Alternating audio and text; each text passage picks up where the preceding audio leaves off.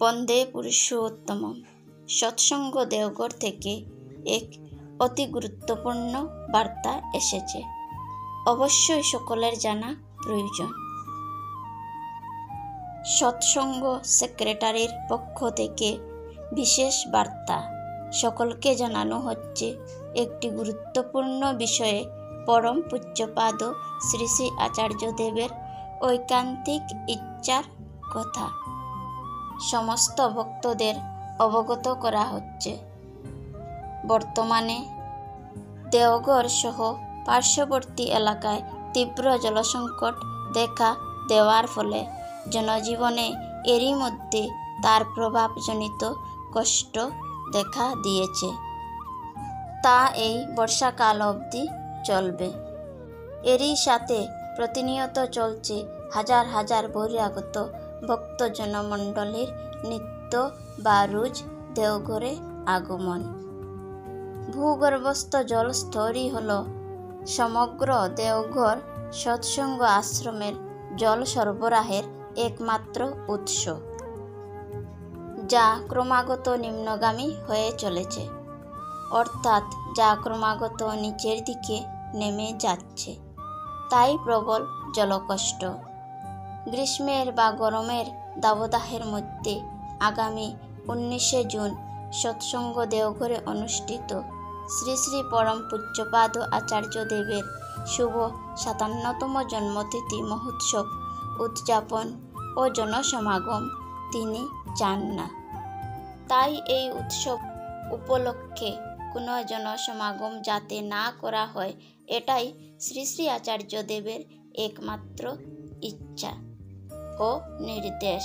তাই সমস্ত কর্মী ও ভক্ত সাধারণকে শ্রী শ্রী আচার্যদেবের ইচ্ছা ও নির্দেশ অনুযায়ী বিশেষভাবে জানানো হচ্ছে, এই উপলক্ষে কেউ যেন আশ্রমে আগমন না করে, অর্থাৎ কেউ যেন সেই দিন আশ্রমে না যায়। এমনকি আশ্রমের অতিথিশালাগুলিতে অ্যাকোমোডেশনের ব্যবস্থা সেই সময় স্থগিত রাখা হবে, অর্থাৎ এই সময় দেওঘরে সমস্ত ঘর বুকিং করার যে ব্যবস্থা তা বন্ধ থাকবে।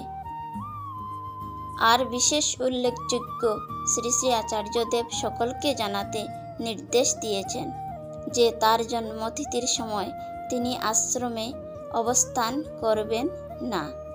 এই ঘোষণার সময় থেকে সমগ্র গ্রীষ্মকালে ভক্ত সাধারণের আগমন নিয়ন্ত্রিত হওয়াই শ্রী শ্রী পরম পূজ্যপাদ আচার্যদেবের একমাত্র ইচ্ছা।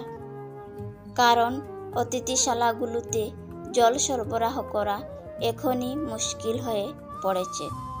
শ্রী শ্রী আচার্যদেবের ইচ্ছাক্রমে আরও জানানো হচ্ছে যে আগামী 27 মে পরম প্রেমময় শ্রী শ্রী ঠাকুরের পূর্ণ স্নান উৎসব এবং 7 জুন শ্রী শ্রী আচার্যদেবের 57তম জন্মদিবসে আশ্রমে আগমন না করে স্থানীয়ভাবেই সকলে মিলে উদযাপন করুন।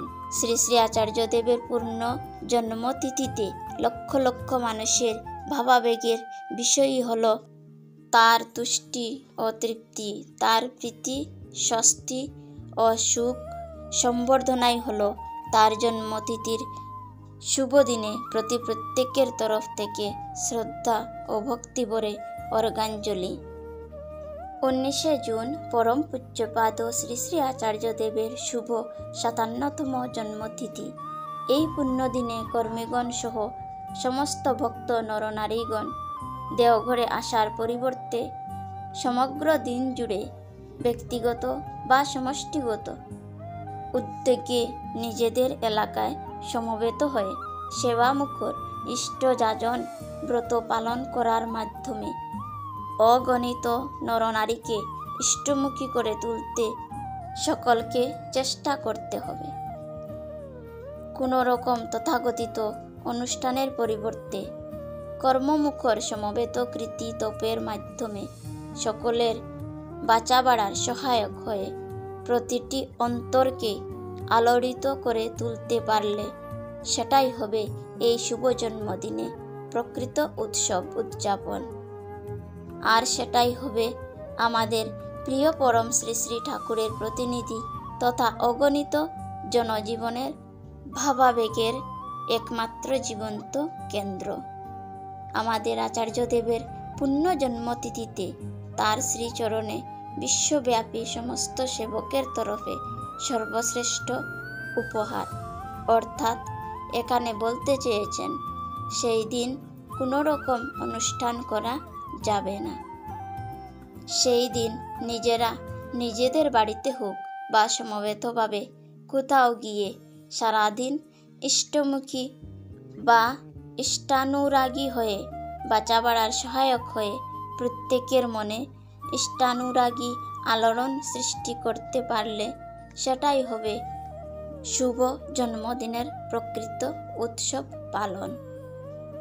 আর সেটাই হবে আমাদের প্রিয় পরম শ্রী শ্রী ঠাকুরের প্রতিনিধি তথা অগণিত ভক্তের একমাত্র জীবন্ত কেন্দ্র বর্তমান শ্রী শ্রী আচার্যদেবের জন্মতিথি উপলক্ষে একমাত্র শ্রেষ্ঠ উপহার। শ্রী শ্রী আচার্যদেবের অমীয় ইচ্ছার বার্তাটি আপনারা প্রত্যেকে সকলকে জানিয়ে দিন। ভিডিওটি অবশ্যই সকলে শেয়ার করুন। কোনো মতেই এই বর্ষাকালে দেওঘরে যাওয়া যাবে না। শ্রী শ্রী আচার্যদেবের এই অমীয় ইচ্ছার কথা সকলকে জানিয়ে দিন। পরম দয়ালের কৃপায় আপনারাও সুস্থ থাকেন, ভালো থাকেন। জয় গুরু, বন্দে পুরুষোত্তমম।